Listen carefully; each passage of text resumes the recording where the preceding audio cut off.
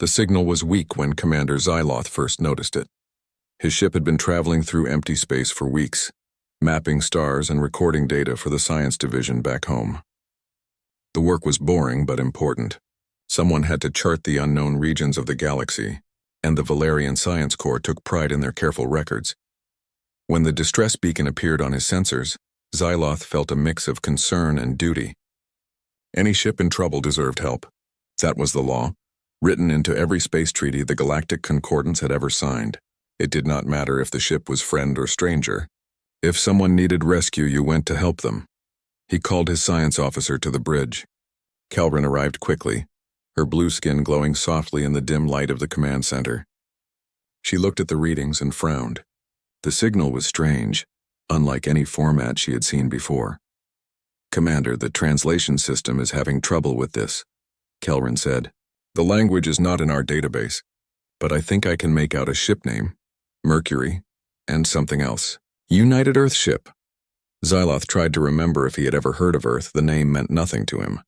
Perhaps it was a lost colony, some group that had split off from the main civilization thousands of years ago. Such things happen sometimes in the vast emptiness of space. "Set course for the signal," he ordered, "and prepare the medical bay. We may have injured crew to treat." It took 3 hours to reach the damaged vessel. When it appeared on their view screen, Xyloth was surprised by how small it was. The ship looked barely large enough for a crew of 4 or 5. Its hull showed signs of damage and many repairs. This was a vessel that had seen hard use. The docking process was difficult. The Mercury used an airlock design that was completely unfamiliar. It took Xyloth's crew almost an hour to create a safe connection between the two ships. Finally, the seal was secure and the door opened. The being that stepped through the airlock was unlike anything Xyloth had seen in 30 years of space travel. It walked on 2 legs like many species did, but there was something different about the way it moved. The creature was compact and heavy-looking, with dense muscles visible even through its clothing. Most surprising of all, it wore no environmental suit, just a simple uniform made of thin fabric. "Commander," the creature said, and the translation device rendered the words clearly. "I am Captain Jake Morrison of the United Earth Survey Corps. My crew and I thank you for responding to our distress call. Our jump drive broke 6 days ago and left us stranded." Xyloth performed the traditional Valerian greeting, a slight bow with hands spread wide. "I'm Commander Xyloth. Welcome aboard the Resonant Dawn. We are here to help you." Morrison smiled, his mouth stretching in a way that the computer said indicated pleasure. "Your ship is beautiful, Commander. Much bigger than the Mercury. We are just a small survey vessel, meant for quick exploration missions." Over the next few hours, Xyloth tried to understand these strange visitors. There were 4 humans total, 2 males and 2 females. They all moved with the same dense, powerful grace. They accepted food but complained gently that it was too soft. They seemed comfortable in temperatures that made Xyloth shiver. Morrison explained that they had been mapping this sector of space when their jump drive failed. The malfunction had been sudden and complete. Without it, they could not travel faster than light. They were stuck, thousands of light years from home with only enough supplies for another week. "Your Earth must be very far away," Kelrin said. "I have never heard of your world in any of our databases." Morrison nodded. "We are pretty far out. Earth is not part of any galactic government that we know of. We have been exploring on our own for about 200 years now. 200 years of space travel, and they had reached this far." Xyloth felt a chill that had nothing to do with temperature. His people had been traveling the stars for 3,000 years and still had not mapped half the galaxy. How fast did these humans expand? The ship's doctor, Thren, requested permission to examine the humans.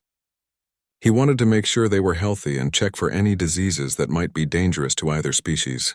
Morrison agreed easily, and Thren led the crew to the medical bay. 20 minutes later, Thren called Xyloth to his office. The doctor looked shaken, his hands trembling slightly as he pulled up the scan results. "Commander, these beings should not exist," Thren said quietly. "Their biology is completely wrong." "Explain," Xyloth ordered. "Their bones are 3 times as dense as they should be for creatures of their size. Their muscles are packed with fast-twitch fibers that suggest incredible strength. Their blood pressure is so high it would kill most species instantly. And their immune system," Thren paused, searching for words, Commander, I detected 40 different pathogens in their bodies, 40. Any single one should be fatal. But these humans carry them all without any signs of illness. Xyloth felt his heart beat faster. Are they dangerous to us? Could they spread these diseases? I do not think so, Thren said. The pathogens seem to have adapted to human biology specifically. But Commander, the implications are clear. These humans evolved on a death world. Death worlds. Xyloth had heard of them in his studies. Planets so hostile that even visiting them required heavy protective equipment. The galaxy had 5 known death worlds, and all of them were avoided by intelligent species. The idea that thinking beings could actually live on such a world seemed impossible. Before Xyloth could process this information, alarms began screaming throughout the ship. He ran to the bridge with Morrison close behind him. The human moved incredibly fast, keeping pace easily despite the unfamiliar corridors. Commander, we have 3 ships approaching, Kelren announced. They are not responding to our hails. Configuration matches known Korthax raiders. Xyloth felt fear grip his chest. The Korthax were brutal pirates who attacked lone ships in deep space. They took cargo, technology, and sometimes prisoners to sell as slaves. The Resonant Dawn was a science vessel with only light defensive weapons. They could not fight 3 raider ships and survive. How long until they reach us? Xyloth asked. 10 minutes, Kelren said. They are demanding our immediate surrender.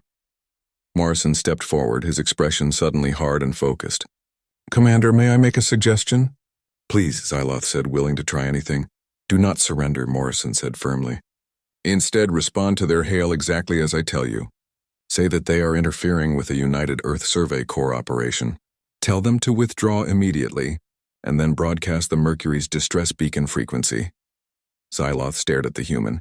Captain Morrison, your ship is disabled. What help could that possibly bring? Morrison's face showed that strange smile again, but this time it looked dangerous. The Mercury has been broadcasting for 6 days, Commander. And Earth takes very good care of its people. Something in Morrison's voice made Xyloth trust him. Against all logic, against his better judgment, he followed the human's instructions. He opened a channel to the Korthax ships and delivered Morrison's message word for word. The response was immediate and mocking. The Korthax leader laughed, a harsh grinding sound. Earth never heard of it. Surrender now or we will take your ship by force. Commander Xyloth, Morrison said calmly. I strongly suggest you move your ship 5,000 kilometers to the right. Do it now. Why would we do that? Xyloth began, but something in Morrison's eyes stopped him. Helmsman, move a starboard. Maximum speed. The Resonant Dawn's engines flared, pushing them sideways through space. 30 seconds later, reality itself seemed to tear open where they had been floating. A massive portal of swirling energy appeared, and through it came warships. Dozens of them, sleek and deadly, each one larger than the Korthax raiders. They bore the same symbol Morrison wore on his uniform. A blue planet with white clouds. Kelren's voice was barely a whisper. Commander, I count 30 ships. No more are still coming through. This is an entire battle fleet. Xyloth could only stare in shock. An entire fleet had come to rescue 4 people from a small survey ship. The implications were staggering. The first ship to emerge from the jump portal was enormous. It dwarfed the Korthax raiders like a predator facing small prey. The vessel was dark gray, almost black, with lines that spoke of speed and power. Behind it came more ships, one after another, until space was filled with the human fleet. Xyloth watched in stunned silence as the formation took shape. The ships moved with perfect coordination, spreading out in a pattern that was both beautiful and terrifying. Every vessel knew exactly where to go, exactly what position to take. This was not a random collection of ships. This was a trained military force. A new face appeared on the communications screen. The human was older than Morrison, with gray hair cut very short and eyes that held a hard, calculating expression. This was someone who had seen combat and survived it many times. Mercury, this is Admiral Henry Cole commanding the Defiant. We received your distress signal. Report your status immediately. Morrison straightened his posture, almost standing at attention. Admiral, my crew is safe aboard the Valerian vessel Resonant Dawn. Commander Xyloth and his people rescued us after our jump drive failed. However, we now have hostile forces present. 3 Korthax raider cruisers have demanded our surrender. Cole's expression did not change at all. Understood. We have the hostile vessels on our sensors. He turned slightly to address Xyloth directly. Commander Xyloth, I am Admiral Henry Cole of the United Earth Naval Forces. Thank you for assisting our people. Please maintain your current position. We will resolve this situation quickly. Xyloth tried to speak but found his voice had stopped working. He simply nodded, unable to take his eyes off the massive fleet spreading across his view screen. The Korthax leader, a brutal captain named Skrax, had built his reputation on violence and intimidation. He had raided ships in this sector for 20 years and never met serious resistance. His transmission was full of confidence and threat. Unknown vessels, you are interfering with Korthax business. Leave now or we will destroy all of you. Admiral Cole's response was calm and measured, like someone discussing the weather. This is Admiral Henry Cole of the United Earth Naval Forces. You have threatened civilians under our protection and interfered with a rescue operation. You have 30 seconds to power down your weapons and prepare for inspection. If you refuse, we will destroy your ships. This is your only warning. Skrax laughed, the sound harsh and ugly. 30 seconds? You dare threaten the Korthax? We have ruled this sector for decades. We fear nothing. 20 seconds, Cole replied in the same flat tone. The Korthax opened fire. All 3 cruisers launched their plasma cannons at once. Bright green bolts of superheated gas streaked toward the human ships. It was enough firepower to vaporize a dozen civilian vessels. What happened next made Xyloth question everything he thought he knew about space combat. The human ships did not dodge or raise shields. Instead, their defensive systems activated with impossible speed. Thousands of small projectiles filled the space between the fleets, moving so fast they were barely visible. Every single plasma bolt was intercepted and destroyed before it reached any human vessel. Not one shot got through. The defensive fire was so precise, so overwhelming that the attack simply vanished into nothing. Hostile action confirmed, Cole said without any emotion in his voice. All ships weapons free. Disable their vessels but preserve the crew compartments. We want prisoners for interrogation. The battle, if it could even be called that, lasted less than 2 minutes. The human ships moved like hunting animals, fast and deadly. Small frigates flanked the Korthax cruisers from multiple directions. Their missiles did not aim for kill shots. Instead, they targeted specific systems with surgical precision. The first Korthax ship lost its engines in seconds. The drive section exploded in a controlled burst that left the rest of the vessel intact. The second ship tried to turn and flee, but human weapons fire disabled its steering systems. It spun helplessly in space, unable to maneuver. Skrax, realizing too late what a terrible mistake he had made, attempted to escape. His flagship activated its jump drive, trying to open a portal to safety. The Defiant responded instantly. One shot from its main cannon crossed the distance between ships in a fraction of a second. The projectile was solid metal, moving at a speed that seemed impossible. It punched through the Korthax shields like they were made of paper.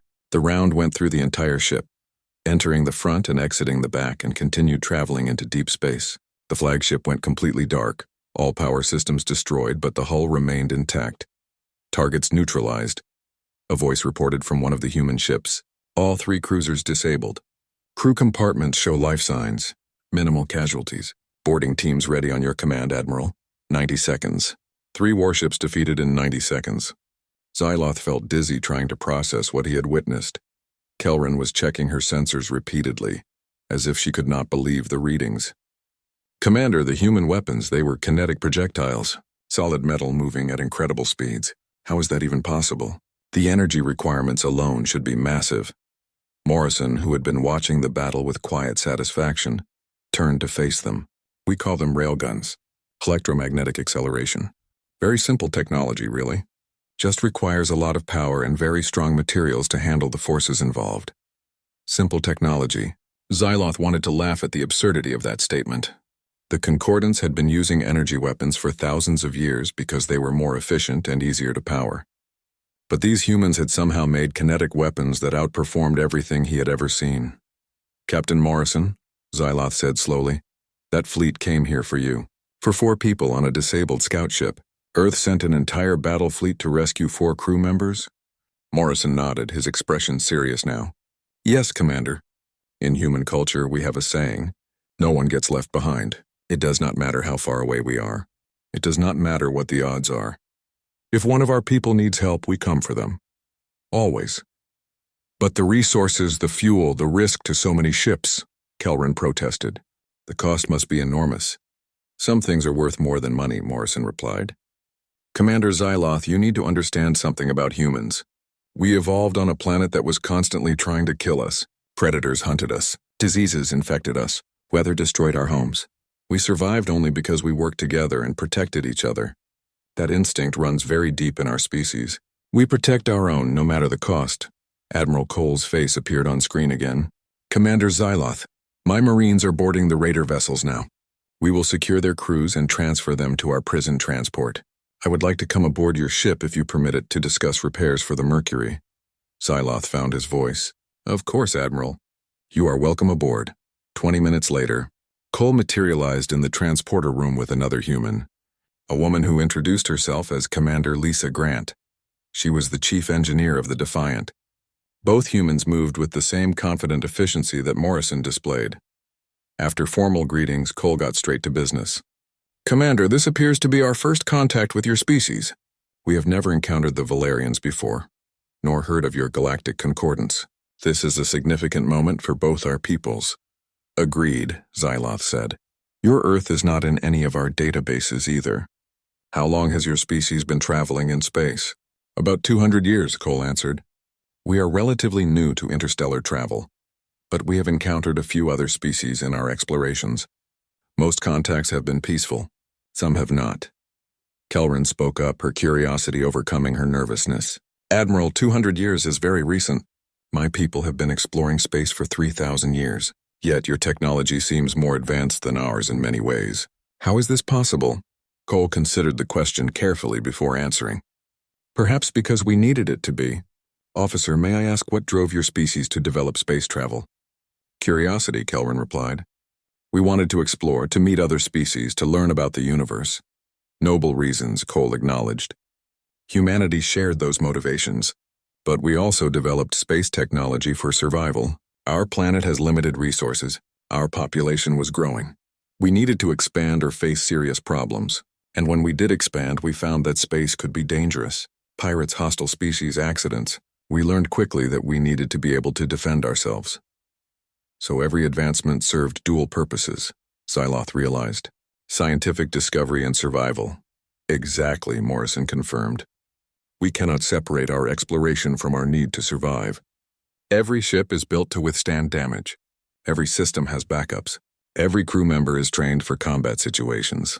It is simply how we approach everything. Commander Grant cleared her throat. Admiral, I should get started on the Mercury. With your permission, Commander Xyloth, I would like to bring a repair team aboard and assess the damage to Captain Morrison's ship. Of course, Xyloth agreed. How long will repairs take? Grant smiled. If it is just the jump drive, probably 3 or 4 hours. We should have them operational by the end of the day, 3 or 4 hours. A jump drive repair that would take Valerian engineers weeks to complete. Xyloth was beginning to understand just how different these. Dr. Thren approached Admiral Cole nervously. The Valerian physician had many questions about human biology, and Cole had agreed to answer them. Thren set up his medical scanner and began taking readings while he asked his questions. Admiral, your bone density is remarkable. It suggests you evolved under very strong gravity. Can you tell me about Earth's surface conditions? Cole stood still while the scanner worked. Earth has surface gravity of about 9.8 meters per second squared. I do not know how that compares to your standard measurements, but most species we have met consider it quite high. Kelrin quickly did the calculation. That is 1.37 standard, Admiral. Most intelligent species evolve on worlds between 0.8 and 1.0 standard gravity. Anything above 1.2 is considered dangerous. Thren's scanner beeped repeatedly as it recorded more data, but that is not the only unusual reading. Your atmospheric oxygen content, Admiral. My scanner says it is 21%. That is extremely high. Most species breathe atmospheres with 12 to 16% oxygen. Your air must be very reactive. We do have frequent wildfires, Cole admitted. The high oxygen levels mean things burn easily, but it also gives us more energy. Our muscles can work harder and longer than they could in a lower oxygen environment. Thren looked at his readings again, his confusion growing. Your heart rate, Admiral. Right now it is 72 beats per minute. Is that normal? Yes, that is a normal resting heart rate for humans, Cole confirmed. Normal? Thren's voice rose slightly. Admiral, my resting heart rate is 40 beats per minute. If my heart reached 70 beats, I would need immediate medical care. During the battle earlier, I was monitoring you continuously. Your heart rate went up to 140 beats per minute. That should have killed you. Cole smiled at that. 140 is elevated but not dangerous for humans. During intense physical activity, our hearts can beat even faster, sometimes over 200 beats per minute for short periods. Thren sat down heavily, overwhelmed by the data he was seeing. Your entire cardiovascular system operates at pressures that would burst the blood vessels of any Valerian. Your muscles are packed with fibers designed for explosive strength. Your bones can handle impacts that would shatter mine, and you carry dozens of pathogens that your immune system keeps under control through constant vigilance. Morrison, who had been listening quietly, spoke up. Doctor, when I was 12 years old, I broke my leg during a sports game. The large bone in my thigh cracked completely. It healed in 6 weeks. How long would a similar injury take to heal in a young Valerian? Thren stared at him. 6 weeks? Captain Morrison, a major bone fracture in a Valerian child would take at least 4 months to heal properly. 6 weeks is impossible. Humans heal quickly, Morrison said simply. We have to. Our ancestors lived in a dangerous world where injuries were common.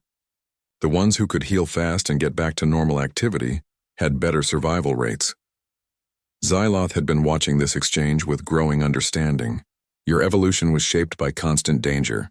Every aspect of your biology reflects this. You are built to survive terrible conditions. Deathworld, Thren whispered. That is what we call planets like yours. Worlds so hostile that visiting them requires extreme protective measures. I have studied 5 documented Deathworlds. None of them have intelligent life. The conditions are too harsh. Earth has many challenges, Cole acknowledged. Extreme weather patterns, tectonic activity that causes earthquakes and volcanoes, diverse predators that hunted our ancestors, countless diseases, gravity strong enough to make space travel difficult. But we adapted to all of it. We learned to survive in every environment our planet offered, from frozen poles to scorching deserts. Kelrin had been analyzing data from the recent battle. Commander, I have been reviewing the fight with the Korthax. The human ships took several direct hits.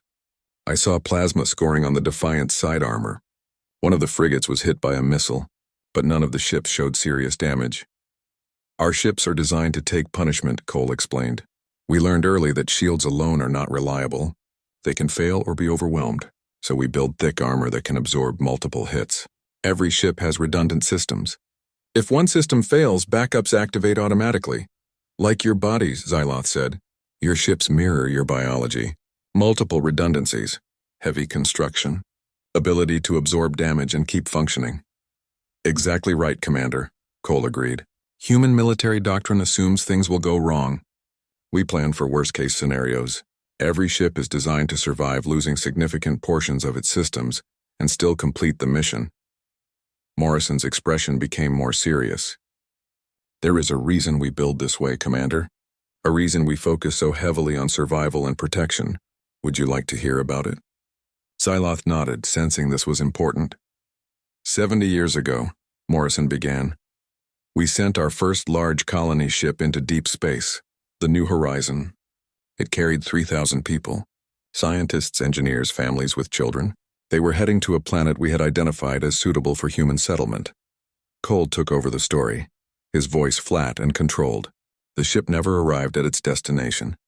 We found the wreckage 8 years later, scattered across a debris field. Pirates had attacked them. A species called the Threx Dominion. They killed everyone who resisted and took the survivors as slaves. The bridge fell completely silent. Even the normal background sounds of the ship seemed to fade away. 3,000 people, Morrison continued quietly, gone. We spent the next 15 years hunting every member of the Threx Dominion who had been involved.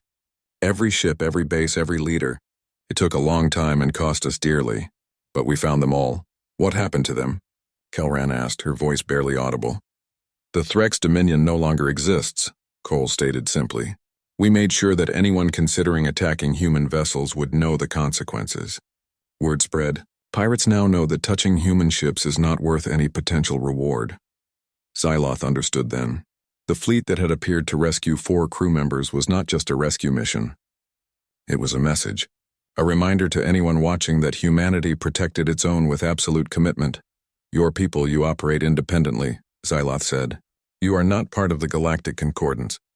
Are you aware of its existence? We have heard rumors, Cole replied.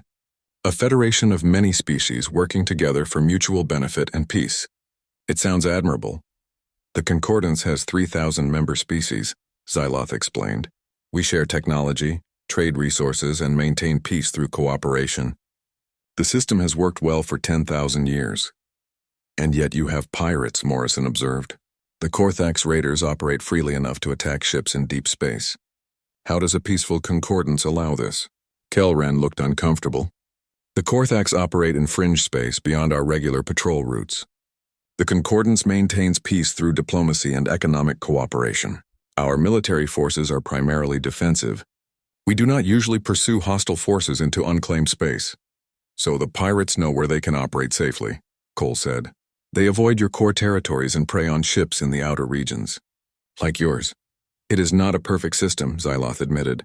Maintaining a military large enough to patrol all of space would be extremely expensive.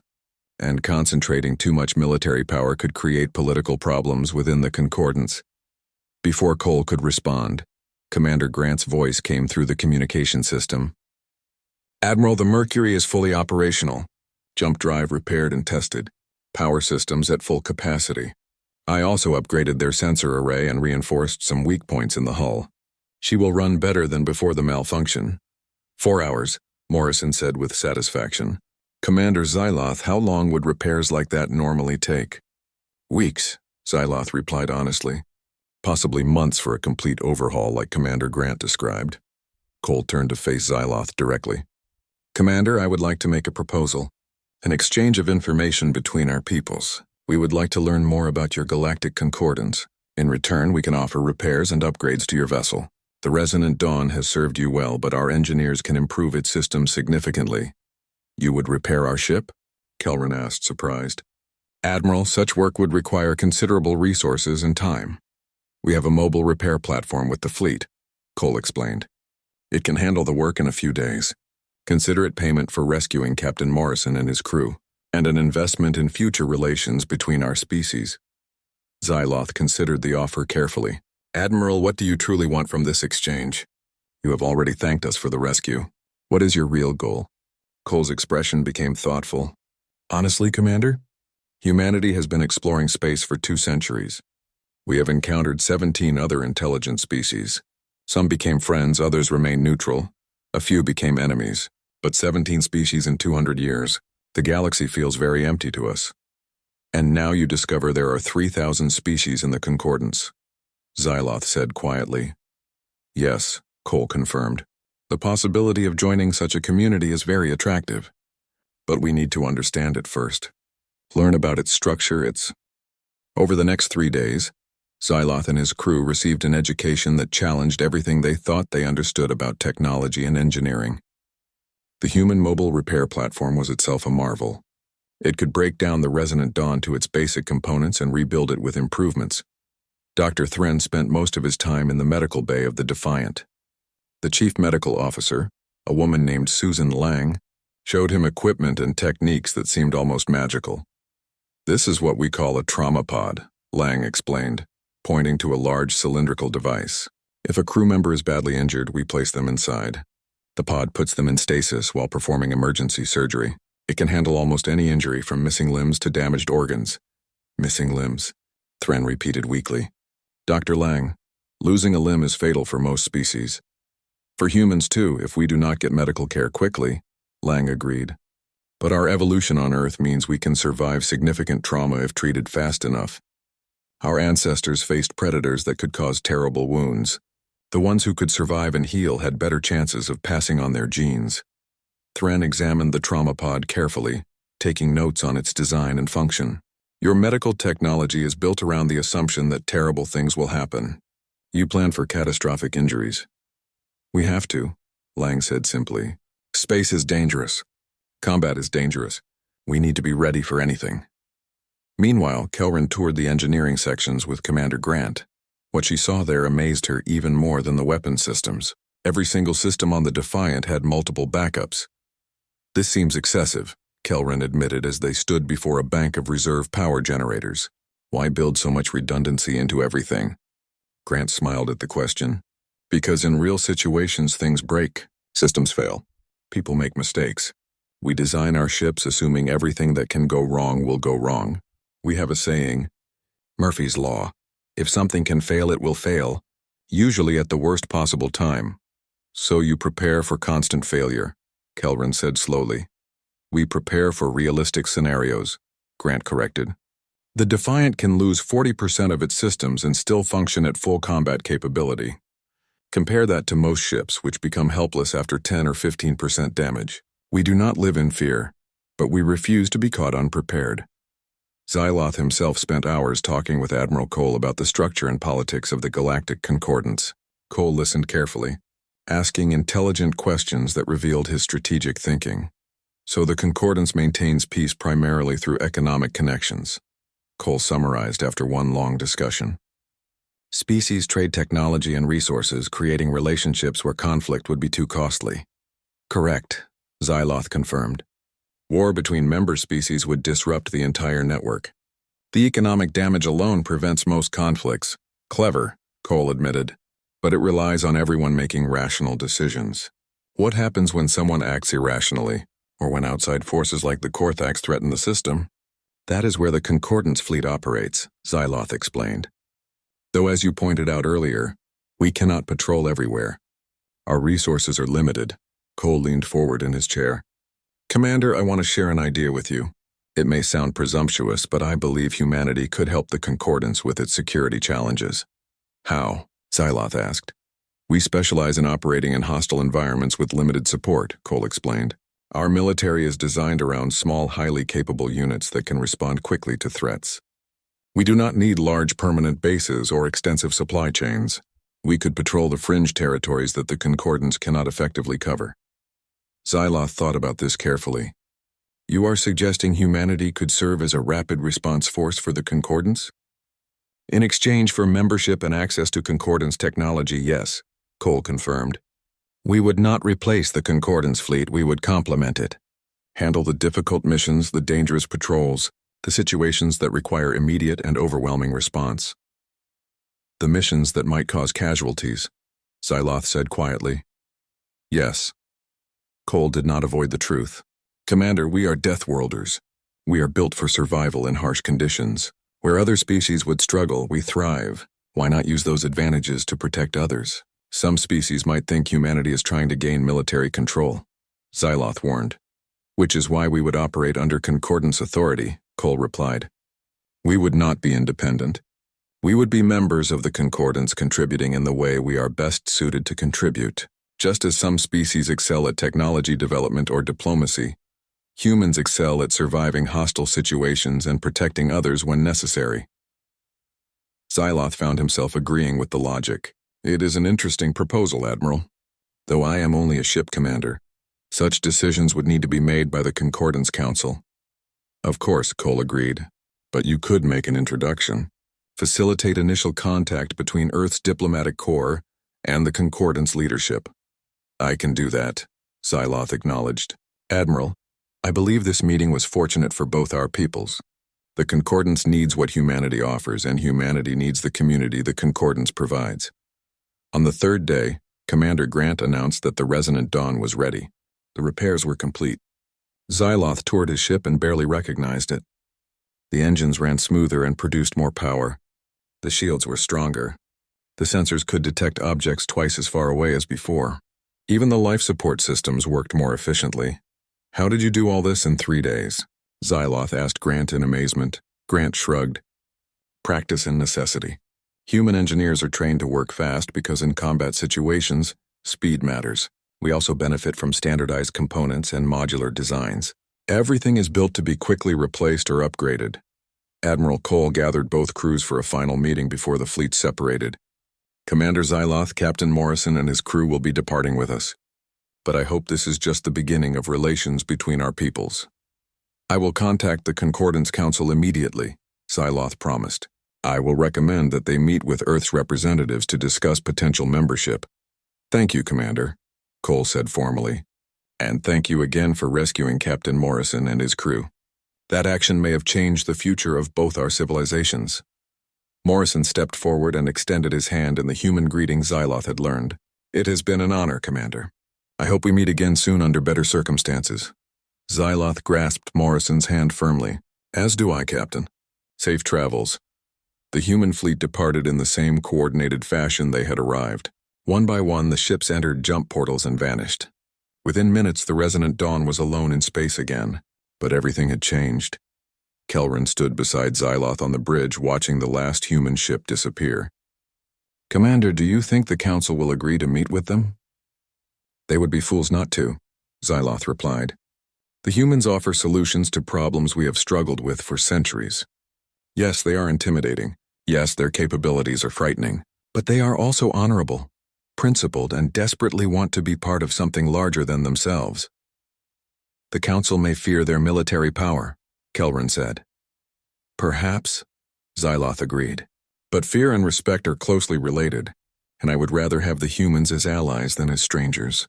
The galaxy is a dangerous place, as we were reminded by the Korthax. Having Deathworlders on our side seems like wisdom, not weakness." He turned to his crew. "Set course for Vexus Prime. We have a report to deliver to the Council, and I suspect they will want to hear it immediately." The Resonant Dawn, now running better than ever thanks to human engineering, jumped to faster than light speed. Behind them, the empty space held no evidence of the meeting that had just occurred. But the consequences of that meeting would shape the galaxy for generations to come. Xyloth sat in his captain's chair and began composing his report.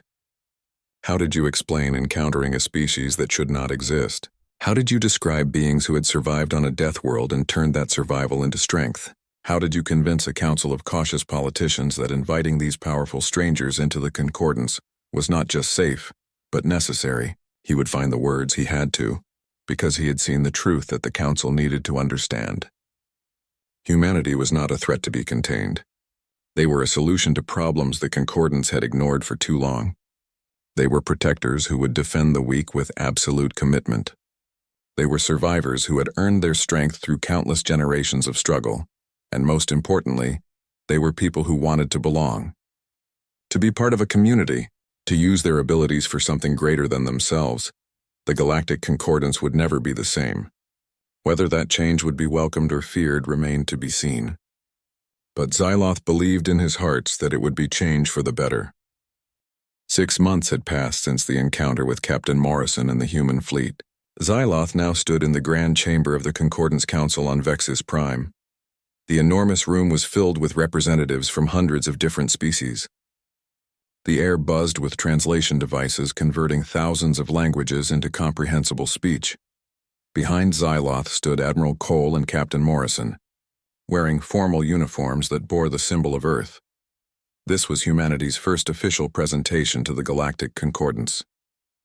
Everything depended on the next few hours. The council speaker, an ancient Ashir named Talus, called the session to order. His voice carried easily through the vast chamber. "We are gathered to consider the petition of Earth for membership in the Galactic Concordance. Commander Xyloth of the Valerian Science Corps will present the case." Xyloth had prepared a formal speech, but looking at the assembled representatives, he decided to speak from his heart instead. This was too important for carefully chosen political words. "Honored Council, respected representatives," he began. 6 months ago, I responded to a distress call in deep space. It was routine, the kind of mission we perform regularly, but what I found challenged everything I thought I knew about the universe. He gestured toward Cole and Morrison. "I found these humans, alone and stranded. Within hours, I learned that Earth had sent an entire battle fleet to rescue 4 crew members from a disabled scout ship. I watched them defeat 3 Korthax raider cruisers in less than 2 minutes.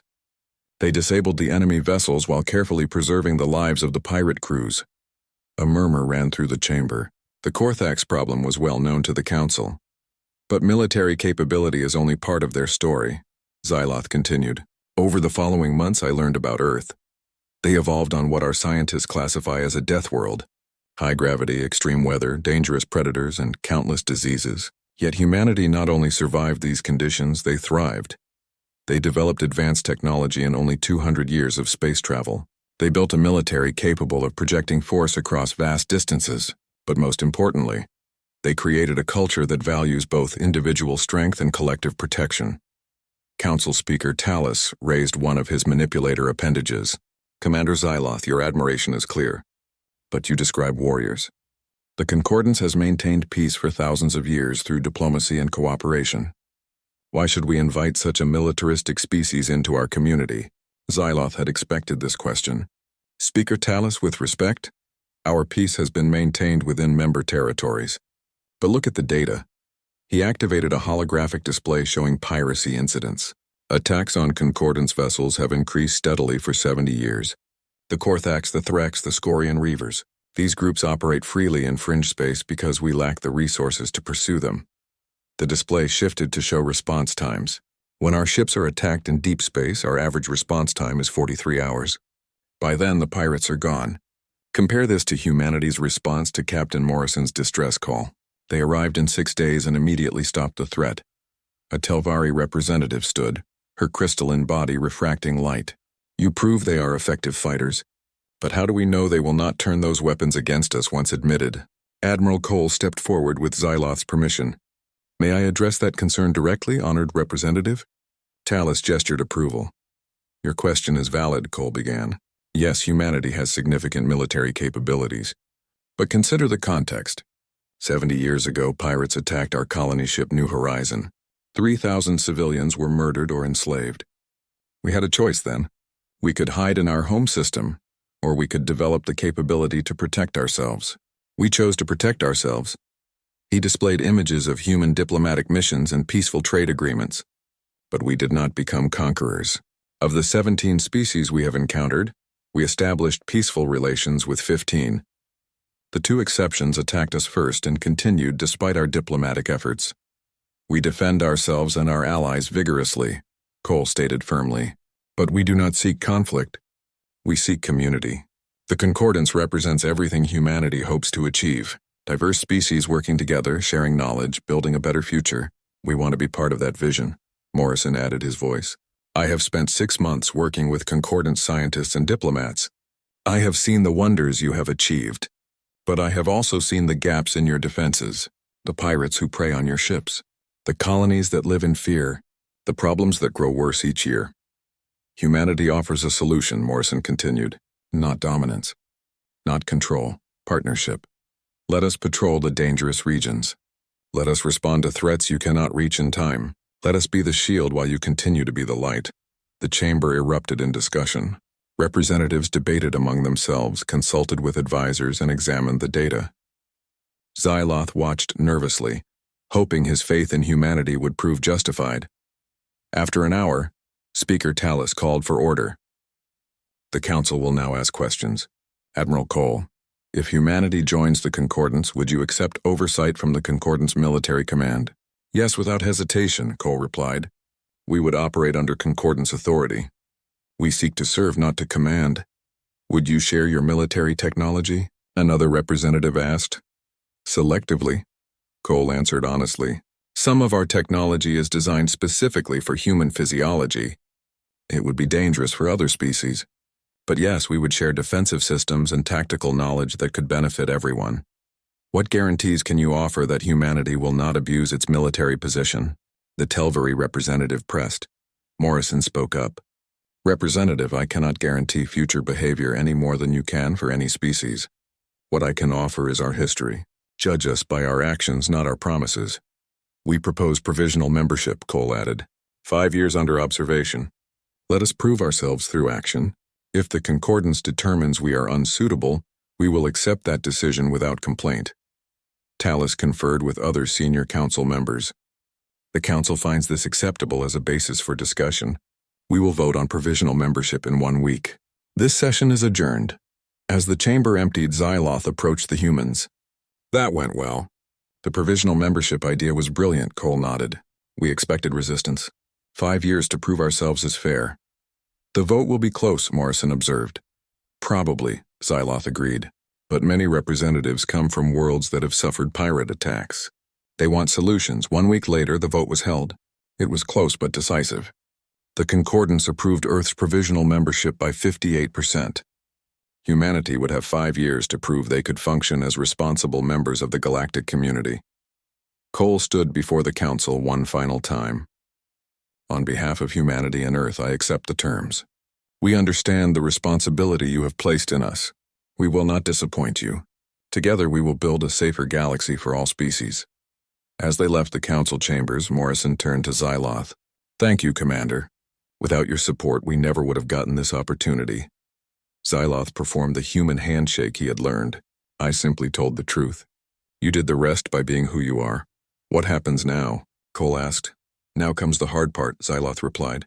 Establishing embassies, integrating your forces with Concordance Command, building trust with 3,000 different species. It will be difficult, Morrison grinned. Commander, we are Deathworlders. Difficult is what we do best. Xyloth watched the humans depart, feeling a mix of hope and uncertainty. Had he done the right thing by advocating for their admission? Would they truly serve the Concordance, or would they eventually dominate it? Only time would tell. But as he thought about Morrison's courage, Cole's integrity, and the human commitment to protecting others, Xyloth felt his doubts fading. Humanity had survived on a death world by working together and defending each other. Those same instincts would serve the Concordance well. The galaxy was about to discover what it meant to have Deathworlders as allies. Xyloth suspected it would be a revelation. The humans were not perfect, but they were exactly what the Concordance needed. Strength tempered by compassion, power guided by principle. Warriors who fought to protect, not to conquer. In 5 years, the provisional membership would be evaluated. Xyloth had no doubt about what the outcome would be. Humanity would prove themselves worthy. They would show the galaxy that Deathworlders were not monsters to be feared, but allies to be valued, and the Galactic Concordance, with all its ancient wisdom and countless species, would become stronger for having welcomed them. 3 years had passed since Earth's provisional membership began. Xyloth sat in his quarters aboard the Resonant Dawn, now equipped with hybrid technology combining Valerian science and human engineering. He was reviewing the latest reports from across the galaxy, and the numbers were remarkable. Piracy incidents in Concordant space had dropped by 72%. That single statistic represented thousands of lives saved and countless vessels protected. Response times to distress calls had improved dramatically, from 43 hours to an average of 6 hours. In the past year, not a single Concordance vessel had been lost to raiders. The human rapid response fleets operated from mobile bases scattered throughout the galaxy. They moved constantly, never staying in one location long enough for pirates to predict their positions. When attacks occurred, human ships arrived with overwhelming force and ended threats quickly. But it was not just the military effectiveness that impressed Xyloth. It was the way humanity approached their role. They had not become brutal enforcers or heavy-handed peacekeepers. Instead, they worked tirelessly to build relationships with local species, providing training, technology assistance, and humanitarian aid. The Korthax raiders had been completely eliminated. Every ship, every base, every member of their organization had been captured or destroyed. The Scorian Reavers, seeing what happened to the Korthax, had surrendered voluntarily and requested diplomatic negotiations. Even the remnants of the Threx Dominion had gone into hiding, unwilling to face human retaliation. A message alert interrupted Xyloth's reading. It was from Admiral Cole, who had been promoted to Supreme Commander of Concordance Rapid Response Forces. The message was brief but significant. Commander Xyloth thought you would want to know immediately. The Council voted this morning. Earth's provisional membership has been converted to full membership status. The vote was 94% in favor. Thank you for believing in us when we were just strangers answering a distress call. Admiral Cole. Xyloth leaned back in his chair and allowed himself a rare smile. 94%. Even the most skeptical species had been convinced by humanity's actions over the past 3 years. He remembered that day, 6 months before the vote, when he had detected a weak distress signal in deep space. It had seemed like routine work, a simple rescue mission. Instead, it had changed the course of galactic history. Kelrin entered his quarters holding her own datapad. Commander, have you seen the reports from the frontier colonies? Human engineering teams have been helping upgrade their defenses. Pirate attacks in those regions have stopped completely. I have seen them, Xyloth replied. The humans are not just protecting the colonies, They are teaching them how to protect themselves. It is brilliant strategy, Kelrin admitted. By empowering local forces, they reduce the need for constant patrols, and they build goodwill at the same time. Dr. Thren appeared at the doorway. Commander, I wanted to share something with you. I have been working with Dr. Lang at the Human Medical Research Facility. They have been studying diseases that affect multiple concordant species. We have made breakthroughs that would have taken us decades to achieve alone. Human medical knowledge comes from their experience on a death world, Xyloth observed. They have encountered more diseases and developed more treatments than species from safer environments. Exactly, Thren agreed enthusiastically. Their immune systems are so aggressive that studying them has helped us develop new therapies. They are contributing to the concordance in ways beyond military protection. A communication request came through from Concordance Central. Xyloth accepted it and the image of Speaker Talus appeared. The elderly Ashir looked pleased as much as his species could show emotion. Commander Xyloth, I wanted to personally inform you of the Council's decision regarding Earth. As you may have heard, they have been granted full membership with overwhelming support. I received Admiral Cole's message. Speaker Talus, it is welcome news. The Council also wanted me to convey their appreciation for your role in this historic event. Talus continued. Your initial report and continued advocacy were instrumental in helping us understand humanity's value to the Concordance. I simply reported what I observed. Speaker, you did more than that, Talus replied. You saw past the surface differences and recognized the character beneath. Many would have been frightened by human capabilities and recommended caution or rejection. You recommended partnership. History will remember that wisdom. After the communication ended, Xyloth stood and walked to the viewport. Stars streamed past as the resonant dawn traveled between systems. Somewhere out there, human fleets patrolled the dark spaces, protecting civilians and responding to distress calls. He thought about Captain Morrison and the crew of the Mercury. 4 people on a disabled scout ship.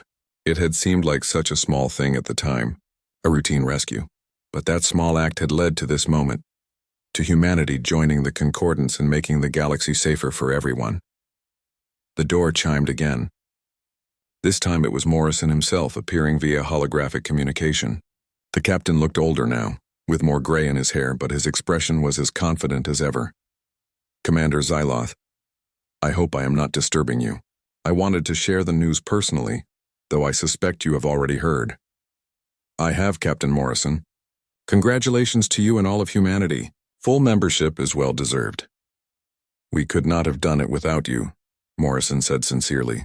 You took a risk by advocating for us. Many in your position would have been more cautious. It was not a risk, Xyloth replied. It was an investment in the future. Tell me, Captain, how does it feel to be part of the Concordance now?